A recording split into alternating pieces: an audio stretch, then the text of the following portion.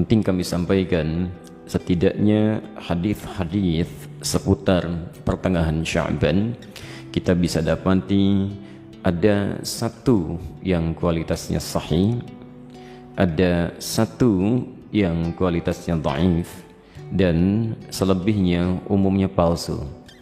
Selebihnya umumnya palsu. Saya ambil contoh yang palsu misalnya. Anda bisa temukan ini di kitab Ibnu Majah. Kalau punya kitabnya Sunan Ibnu Majah jilid pertama halaman 421, atau di Sunan Al-Baihaqi Syu'abul Iman jilid ketiga halaman 387, atau kalau Anda memiliki kitab Silsilah Al-Ahadits Ad-Dha'ifah karya Syekh Muhammad Nasiruddin Al-Albani, Anda bisa temukan di nomor hadis 2132.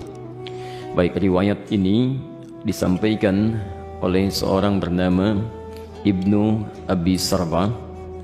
Beliau mengatakan menerima dari Ibrahim bin Muhammad, beliau menerima dari Muawiyah bin Abdullah bin Ja'far, disampaikan dan disandarkan pada sahabat Ali bin Abi Thalib. Alhamdulillah. Hadisnya barangkali sangat populer, pernah Anda dengar.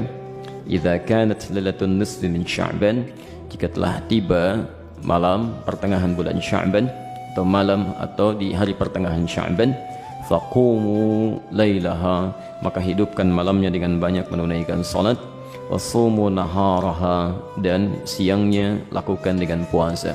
Faman min mustaghfirin, maka siapapun yang bermohon ampunan kepada Allah, maka Allah akan mengampuni orang yang memohon ampunan itu. Pernah dengar hadis ini? Itu statusnya palsu ya. Hadisnya palsu. Hadisnya palsu. Cacat palsunya ada pada seorang bernama Ibnu Abi Sarbah, orang pertamanya.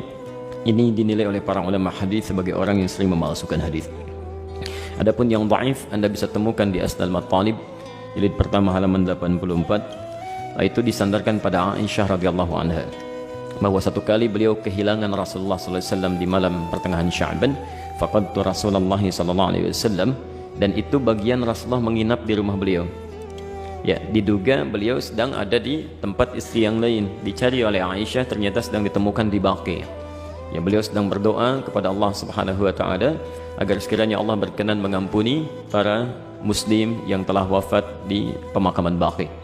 Ya, maka Rasulullah menyampaikan, katakanlah Aisyah, hari ini Allah mengamati kepada manusia dan mengampuni orang-orang memohonkan ampunan. Ini statusnya dhaif, tapi juga disahihkan oleh Syekh Muhammad Nasiruddin Al-Albani.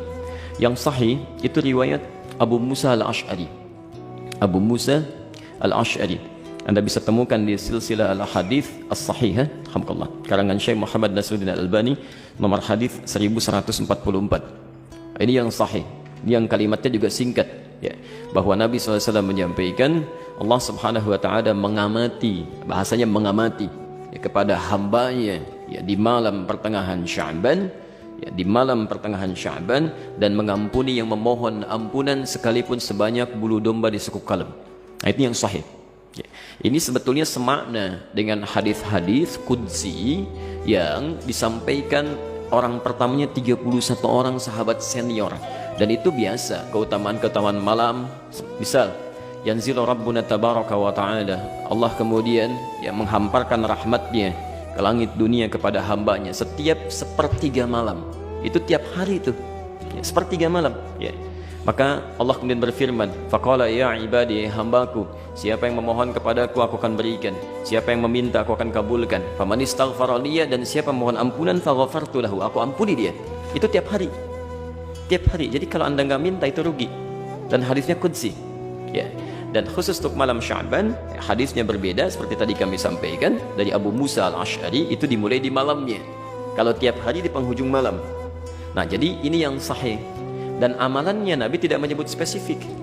Karena itu sahabat itu banyak beramal saja ya. Ada yang kemudian salatnya qiyamul lail, yang tahajud ya. Ada yang banyak beristighfar, macam-macam. Dan tidak ada amalan spesifik. Nah, jadi kalau misalnya ada amalan-amalan spesifik menunjukkan di malam itu ya, itu sesungguhnya hadis-hadis yang disepakati oleh para ulama itu hadis palsu. Misal hadis yang mengatakan bahwa bangun di malam Sya'ban, tunaikan salat sekian rakaat, dibacakan dengan qul huwallahu di awalnya dan sebagainya. Itu saking palsunya hadis itu, di kitab hadis palsu aja nggak ada.